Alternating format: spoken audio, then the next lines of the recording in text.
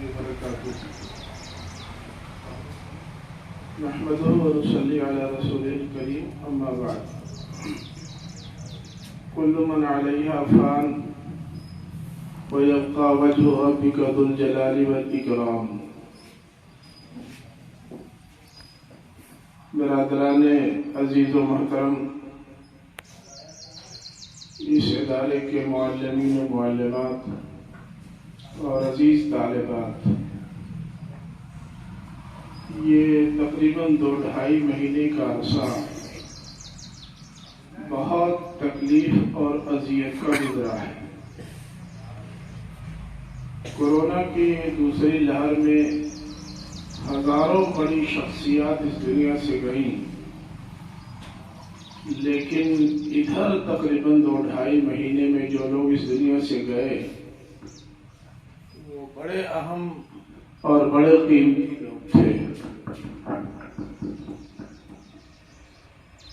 مولانا جلال الدین انصر عمری صاحب، جماعت اسلامی ہند کے سابق امیر، 50 کتابوں کے مصنف، ایک بہترین خطیب اور مقرر، شریف النفس انسان، اور مسلمانوں کے ہر طبقے میں یکساں مقبول تھے. پھر مولانا نظام الدین اصلاحی صاحب، جو قدیم اصلاحیوں میں سے تھے، مدرسۃ الاصلاح اور جامعۃ الفلاح کے صدر مدرس بھی رہ چکے تھے، جماعت اسلامی کے 2 صوبوں کے امیر بھی رہے. ان کا انتقال ہو گیا.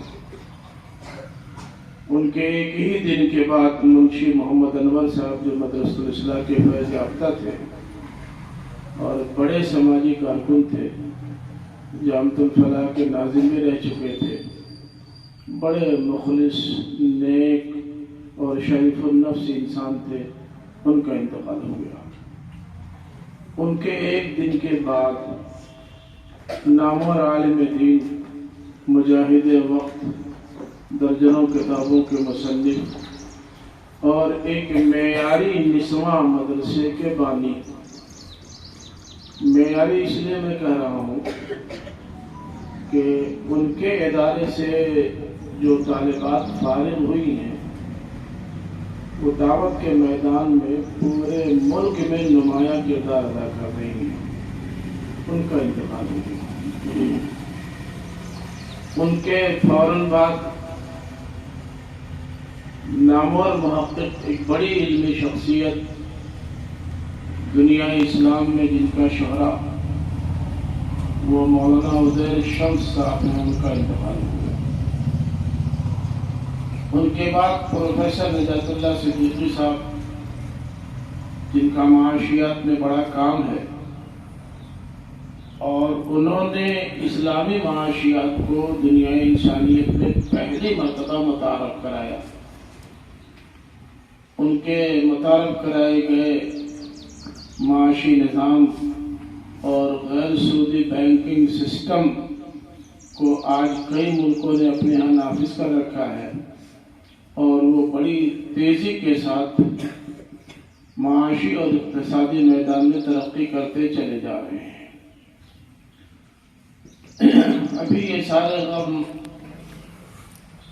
سارے زخم ہرے ہی تھے، ذہنوں سے یہ غم مٹا بھی نہیں تھا کہ پرسوں ہمارے 2 دوست مولانا ابوالفیض اصلاحی صاحب اور جناب خورشید انور صاحب بھی ایک سڑک حادثے میں اللہ کو پیارے ہو گئے. مولانا ابوالفیض اصلاحی صاحب کی میرے ساتھ رفاقت تقریباً 33 سالہ ہے. 33 سال سے ہم دونوں مدرسۃ الاسلام میں پڑھا رہے ہیں. مولانا ہم سے 2 سال پہلے وہاں آئے، ان کو 35 سال ہو گئے. میں ان کے 2 سال بعد اسلام میں آیا. 33 سال سے ہم دونوں ایک ساتھ تھے. اور صحیح بات یہ ہے کہ مولانا نے مجھ پر جتنا اعتماد مدرسۃ الاسلام میں کیا ہے شاید کسی استاد پر کیا ہوں، اور میں نے بھی جتنا انحصار ان پر کیا ہے کسی اور پر نہیں کیا۔ اب آپ اس سے اندازہ کیجئے کہ کسی بھی پروگرام میں ان کو جانا ہے اور ایک ساتھی کی ضرورت ہے تو وہ سیدھے میرا نام لیتے تھے، چاہے وہ قریب کا سفر ہو یا دور کا سفر ہو۔ اگر میں اتفاق سے ان دنوں خالی نہیں ہوتا تھا تو پروگرام کی تاریخیں وہ تبدیل کروا دیتے تھے۔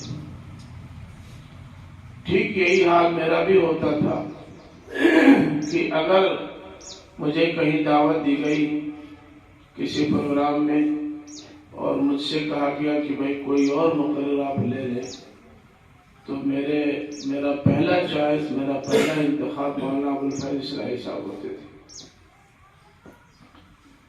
مولانا ابوالفیض اصلاحی صاحب اور ہم دونوں اس طرح ساتھ میں رہے کہ کبھی میرا خیال ہے کہ شاید ان کو بھی مجھ سے شکایت نہ ہوئی ہو، لیکن مجھے تو ان سے کبھی شکایت نہیں ہوئی۔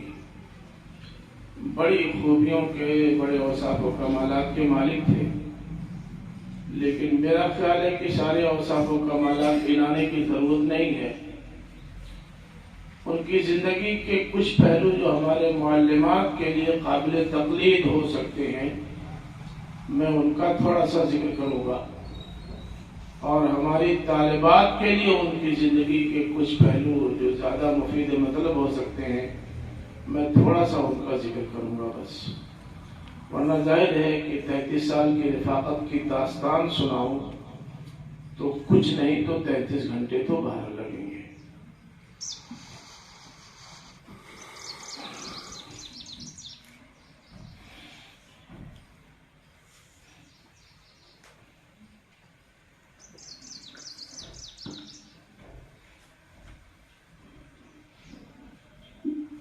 مولانا ابوالفیض صاحب طالب علمی کے زمانے میں نے دیکھا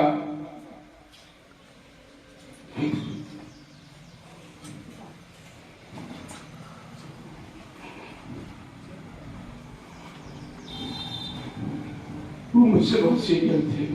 مجھے نہیں معلوم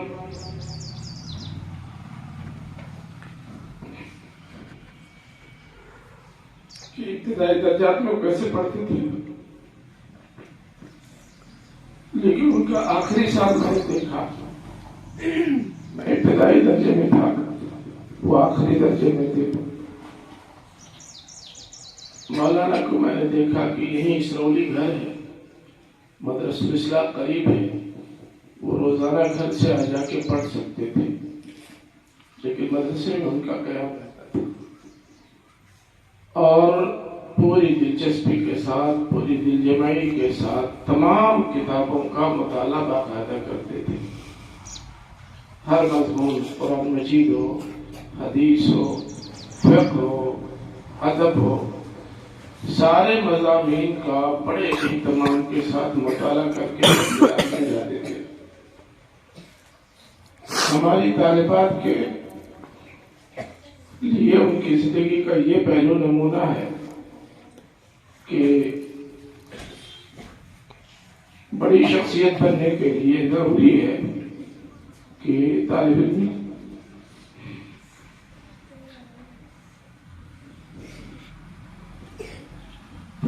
کے زمانے میں محنت کی جائے، پوری تیاری کی جائے، مطالعے کے ساتھ درجے میں جایا جائے، اساتذہ کی گفتگو اور ان کا درس توجہ سے سنا جائے، آنے کے بعد اسے باقاعدہ دہرایا جائے، اس کا اعادہ کیا جائے، اور ہر مضمون کو محفوظ رکھنے کی کوشش کی جائے۔ یہ مولانا ابوالفیض اصلاحی صاحب طالب علمی کے زمانے میں بحیثیت طالب علم یہ خصوصیت اور یہ کمال رکھتے تھے۔ اگر آپ بھی کوئی بڑی شخصیت بننا چاہتی ہیں تو آپ کو بھی ہر کتاب کا مطالعہ بڑی دل جمعی کے ساتھ، یکسوئی کے ساتھ، توجہ کے ساتھ اور محنت کے ساتھ کرنا چاہیے، تو آپ بھی بڑی شخصیت بن سکتی ہیں۔ ان کی زندگی کا ایک اہم پہلو یہ بھی تھا کہ دوست اور رفقا سب کے ہوتے ہیں، ظاہر ہے آپ کے بھی ہم لوگوں کے بھی رہے ہیں، لیکن اپنے دوستوں میں جس طرح وہ رہتے تھے کبھی یہ کہنے کا موقع نہیں ملا کہ آپ کا رفقا ٹھیک نہیں ہے اور آپ کا وقت ضائع ہو رہا ہے اور آپ اپنے اوقات کی قدر و قیمت نہیں پہچانتے۔ وہ گھر آتے تھے، چھٹی ہونے کے بعد جمعرات کو بزم ہوتی تھی، بزم میں شریک ہوتے تھے، شام کو آتے تھے، بالعموم جمعہ کی شام کو مدرسے پہنچ جاتے تھے۔ شاید کبھی ایسا ہوتا ہو کہ وہ سنیچر کی صبح میں پہنچتے رہے ہوں۔ اس کی وجہ یہی تھی کہ سنیچر کو جو اسباق پڑھنے ہوتے تھے ان کا مطالعہ کرنے کے لیے جمعہ کی شام کو جانا ضروری تھا۔ ہماری معلمات کے لیے ان کی زندگی کا ایک بہت اہم و نمایاں پہلو یہ ہے کہ جو مضامین ان سے متعلق ہوتے تھے ان کی وہ پوری تیاری کرتے تھے، اور جو اختصاصی مضمون ان کا تھا وہ فقہ تھا۔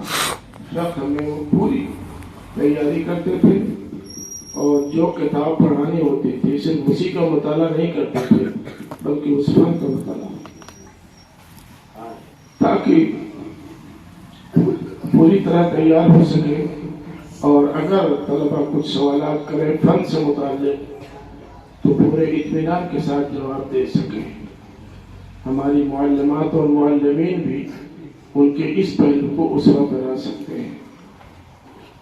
ایک اور اہم بات یہ تھی کہ وہ ابتدائی درجات میں جو پڑھاتے تھے، نوسر پڑھاتے تھے یا ادب پڑھاتے تھے یا انشاء پڑھاتے تھے، تو ان کی پوری کوشش یہ ہوتی تھی کہ درجے کا کوئی طالب علم چاہے وہ ذہنی اعتبار سے کتنے ہی کمزور کیوں نہ ہو وہ پیچھے نہ رہ جائے۔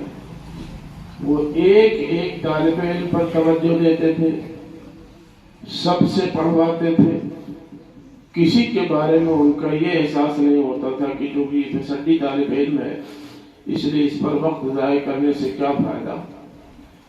جینیس اور انتہائی کمزور دونوں طرح کے طلبہ پر وہ فوکس کرتے تھے اور کوشش کرتے تھے کہ ہر ایک کے اندر بنیادی استعداد پیدا ہو جائے۔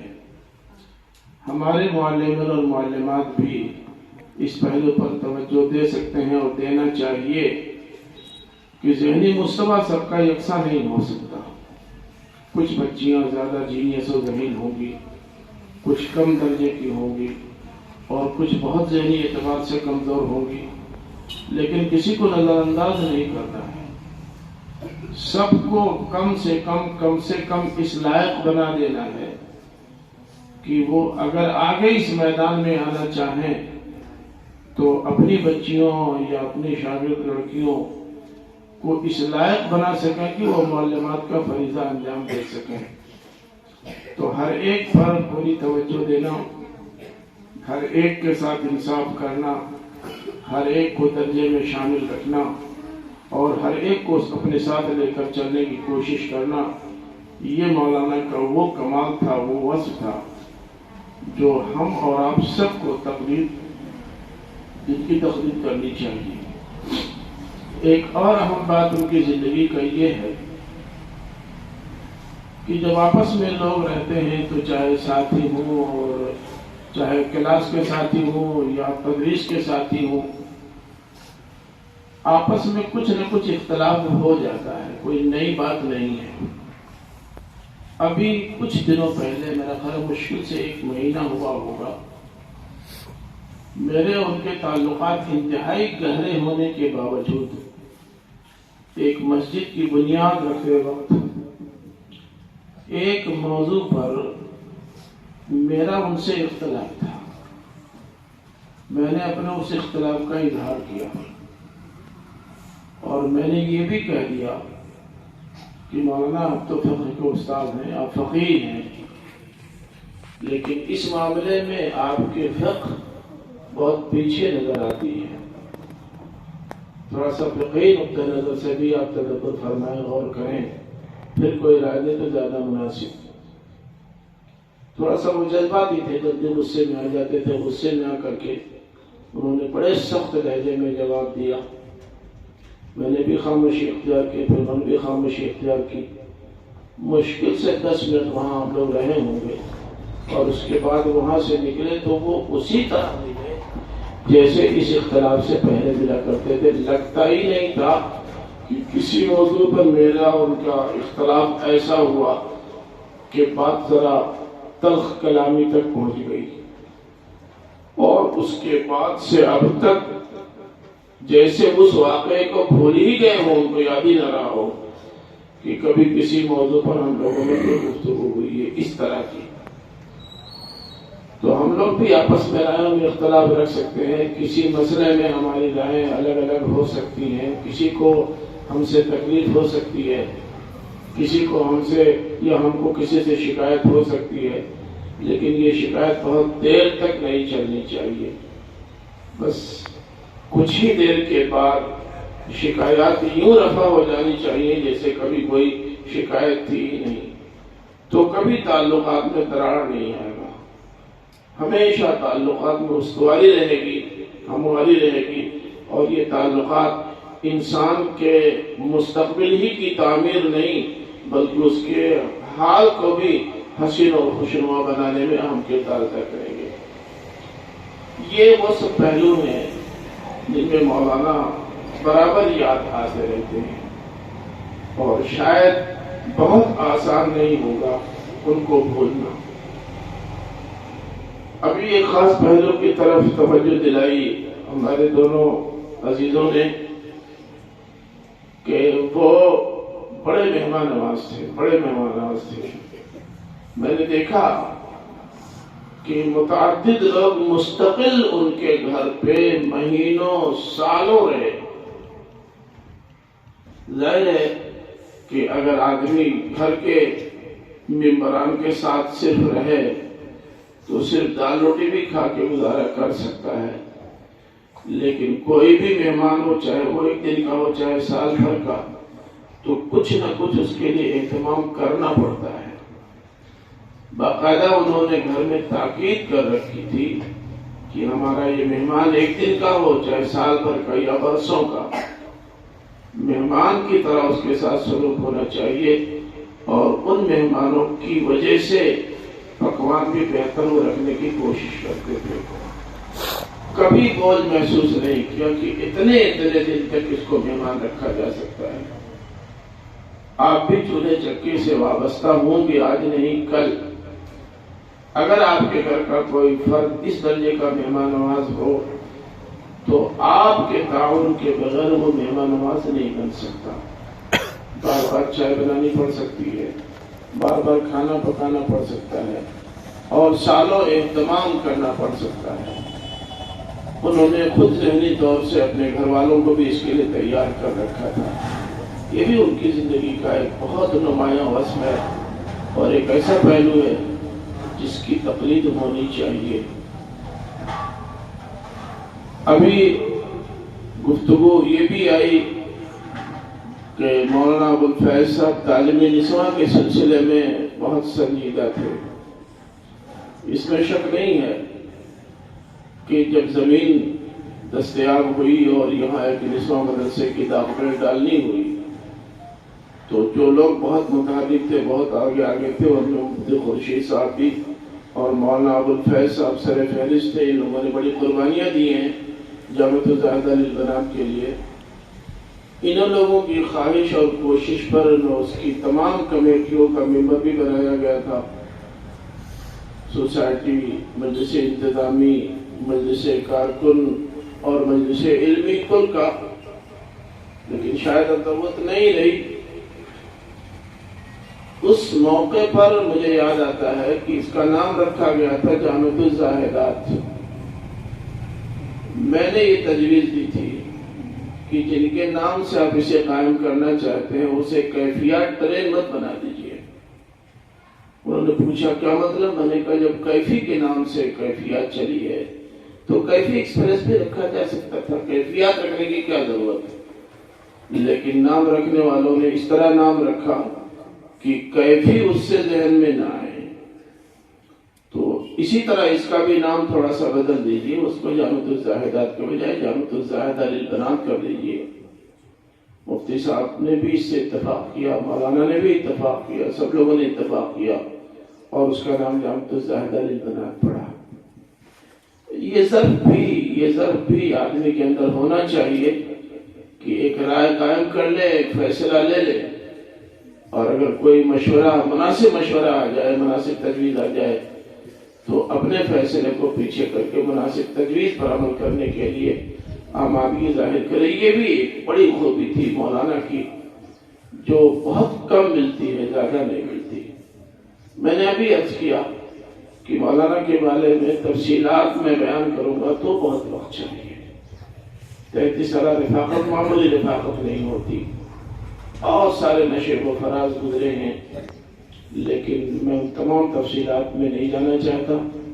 خود میرے پاس بھی وقت کی کمی ہے، کچھ دن اور سفر کرنا ہے، اور شاید آپ کے لیے بھی بہت لمبا پروگرام گرا بار ہو، اس لیے میں اتنی باتوں پہ اکتفا کرتا ہوں۔ اللہ سے دعا کرتا ہوں کہ اللہ تعالیٰ کروڑ میرے نصیب فرمائے، اس کے ان کے پسماندگان کو لکھنے میں خود بھی شامل ہو، صبر جمیل کی توفیق عطا فرمائے، اور ان کی زندگی کے ان پہلوؤں کو جو لوگوں کے لیے اسوہ بن سکتے ہوں، ان تمام پر دھیان دینے اور ان کو اسوہ بنانے کی توفیق عطا فرمائے۔